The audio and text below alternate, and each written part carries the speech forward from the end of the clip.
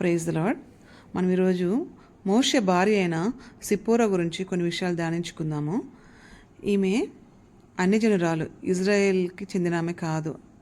ఈమె మోషేని పెళ్లి చేసుకున్నప్పుడు ఆమె ఎంత మంచి రోల్ ప్లే చేస్తుందో ఒకసారి ఈరోజు మనం డిస్కస్ చేసుకుందాము. మోషే ఇజ్రాయెల్ దేశంలో ఇజ్రాయెల్ కాపాడాలనే ప్రయత్నంలో తను ఏం చేస్తాడంటే ఒక ఐగుప్తీయుని చంపేస్తాడనమాట. అది అందరికీ తెలిసిపోతుంది. రాజుకు కూడా తెలిసిపోతే రాజు నన్ను చంపేస్తాడని ప్రాణభయంతో తను పారిపోతాడు ఈజిప్ట్ నుంచి. సో అక్కడికి పారిపోయినప్పుడు మిద్యాన్ దేశానికి వెళ్ళినప్పుడు అక్కడ ఆయన ఎట్లా అంటే ఈ సిప్పోరా వాళ్ళ సిస్టర్స్తో కలిపి బావి దగ్గర వాళ్ళ తండ్రి మందకు నీళ్ళు పెడుతున్నప్పుడు ఇతను అక్కడ హెల్ప్ చేసి వాళ్ళకి ఆ ప్రాసెస్లో హెల్ప్ చేసినందుకు వాళ్ళు సిప్పోరా వాళ్ళ ఇంటికి భోజనానికి పిలుస్తారు. సిప్పోరా వాళ్ళ ఫాదరు వెళ్తారు. సో అతను కూడా ఒంటరిగా కష్టంలో ఉన్నాడు, ఎవరు తెలిసిన వాళ్ళు లేరు, తన లైఫ్ ఏంటో అర్థం కాని పరిస్థితిలో ఈ సిప్పోరా వాళ్ళ ఫాదర్ ఏం చేస్తాడంటే వాళ్ళ కూతురునిచ్చి ఆయనకు పెళ్లి చేస్తాడు. ఆయన యాక్సెప్ట్ చేస్తాడు. నిజంగా అన్ని జనరాల్ని ఒక నిస్సహాయ స్థితిలో ఏమీ తెలియకుండా పెళ్లి చేసుకున్నప్పటికీ నిజంగా సిప్పోరా ఎంత మంచామంటే అన్ని జనరాలు ఆమెకేమి ఇజ్రాయెల్ గురించి ఏం తెలియదు, ఇజ్రాయెల్ ఆచారాలు కూడా ఆమెకేం తెలియదు. బట్ యేసయ్య అంటే తండ్రి అంటే మోషేని దేవుడు ఎందుకు పిలిచాడో ఆ పనికి ఆమె ఎప్పుడు అడ్డంగా లేదనమాట. ఆయన మిషన్లో ఆమె ఎప్పుడు అడ్డుపడలేదనమాట. ఆయన హృదయాన్ని తిప్పేయలేదనమాట. అంటే వాళ్ళ దేవతల వైపు, వాళ్ళ కల్చర్ వైపుకు, వాళ్ళ దేశంలో ఉన్న పరిస్థితుల వైపుకు ఆమె తిప్పలేదు.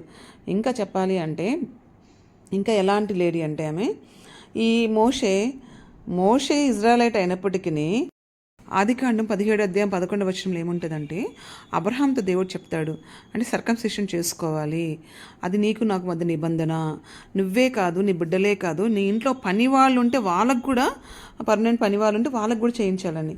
ఒకే రోజు అబ్రహాము ఇష్మాయిల్ 16 ఏళ్ళ ఇష్మాయిల్ వాళ్ళ ఇంట్లో ఉన్న అందరు సర్వెంట్స్కి ఒకే రోజు సర్కంసిషన్ చేస్తారనమాట అబ్రహాము.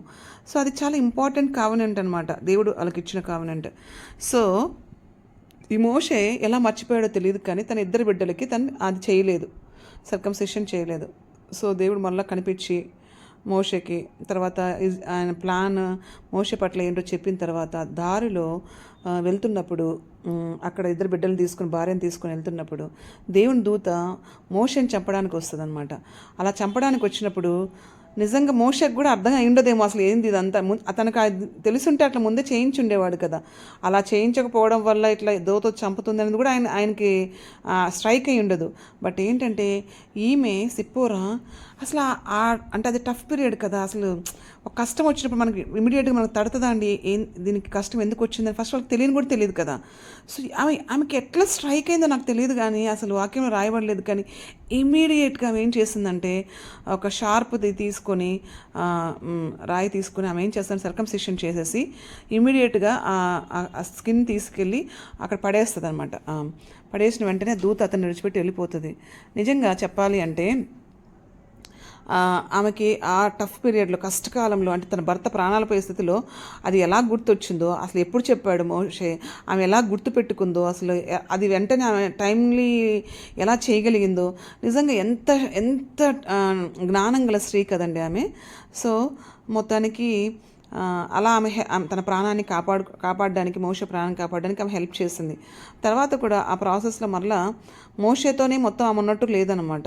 ఆమె వల్ల బ్యాక్ అంటే ఈ టఫ్ అంటే జరుగుతుంది కదా, మోషే అక్కడ రావడము, ఫర్రో వాళ్ళ మధ్య తెగుళ్ళు, ఈ గొడవలు, ఇవన్నిటి ప్రాసెస్లో మరి ఎప్పుడు పంపించాడు నాకు తెలియదు కానీ మరలా ఆమె ఏంటంటే మీరేమైతే నాకెందుకు, మీ మిషన్తో నాకేం పని ఉంది, మీ దేవుడి పనితో నన్ను నా ఫ్యామిలీ నా బిడ్డల్ని చూడు, మిగతా నీకు సెకండరీ అని చెప్పలేదు ఆమె.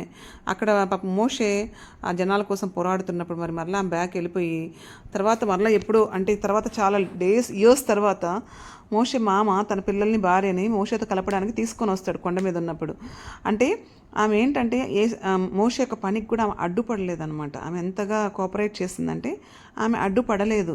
సో ఓర్చుకుంది, తన బిడ్డలు తనే చూసుకుంటూ వాళ్ళ అంటే పిల్లలకు కూడా ఏం సర్ది చెప్పుకుంది, మీ నాన్న అక్కడ పని మీద ఉన్నాడు, దేవుడు ఆయన పుట్టించిన పర్పస్ ఇది, సో వాళ్ళు విడిపించాల్సిన బాధ్యత నాన్నకుంది, సో అని వాళ్ళ పిల్లలకు కూడా నచ్చచెప్పి ఆమెను చాక్కుని దగ్గర వాళ్ళ నాన్న దగ్గర ఉంటూ చాక్కున్నట్టుంది. ఎంత మంచి స్త్రీ కదండి. బైబిల్లో చాలామంది అన్యజనులు పెళ్లి చేసుకున్నారు. ఆ స్త్రీలకి వెంటనే హృదయం అంటే ఆ స్త్రీలు వెంటనే వాళ్ళ భర్తల హృదయం తిప్పేశారంట. అదేం స్త్రీలో నాకు తెలియదు కానీ ఇప్పుడు సొలొమోను అంటే దేవుని చేత జ్ఞాని అనబడిన దేవుడి చేత జ్ఞానం అంటే దేవుడి దగ్గర జ్ఞానం తీసుకొని అందరి చేత ఇంక సొలొమోను కంటే జ్ఞానవంతుడు లేడు అనిపించుకున్న సొలొమోను సైతం ఒక స్త్రీల చేతిలో మోసపోయాడంట. అదేవిధంగా మన నెహెమ్యా గ్రంథం, యెజ్ఞ గ్రంథంలో చదివితే కూడా అంటే ఇజ్రాయెల్ అందరూ అన్ని జనులను పెళ్లి చేసుకునే వెంటనే హృదయం తిరిగిపోయి అన్ని దేవతల వైపు వెళ్ళిపోయిందంట. అలాగే ఆహాబు రాజు కూడా యెజెబెలు బయలుదేవతలకు పూజించమంటే వెంటనే గుళ్ళు కట్టి ఆ ప్రీస్టులను అంతటి పోషిస్తూ అంటే అంత అంటే ఒక లేడీ ఎంతవరకైనా చేయగలుగుతుందేమో మరి. బట్ ఈ సిప్పోరా అనే ఈమె కూడా అన్ని జనరాలే, బట్ ఆమె అట్లా ఆయన వెనక్కి తిప్పివేయలేదనమాట. ఎంత మంచి స్త్రీ కదా. మనం కూడా మన భర్తల విషయంలో మనము వాళ్ళ పట్ల దేవుని ప్లాన్ ఏదైందో అర్థం చేసుకొని మనం కోఆపరేట్ చేసి, ఇంకా వాళ్ళు మిస్ అయింది మనం ఇంకా వాళ్ళకి సహాయకులాగా ఉండి మనం హెల్ప్ చేసి వాళ్ళని ముందుకు ఆ మిషన్ ముందుకు తోసే వాళ్ళకి మనం ఉండాలి. కానీ వాళ్ళకి అడ్డుగా వచ్చి నువ్వు నన్ను పట్టించుకోవట్లేదు, నా ఫ్యామిలీని పట్టించుకోవట్లేదు, నువ్వు దేవుడు ఎప్పుడు తిరుగుతుంటావు, నువ్వు ఎప్పుడు ప్రార్థన బైబిల్ అని మనం అడ్డుపరిచే వాళ్ళలాగా ఉంటే మనకంటే వరస్ట్ థింగ్ అంటే ఇంకేం ఉండదు అనమాట. సో మనం అలాంటి స్త్రీలాగా మనం ఉండకూడదు. సిప్పోరా లాగా జ్ఞానవంతురాలని స్త్రీలాగా మనం ఉండాలని కోరుకుంటున్నాను. Praise the lord.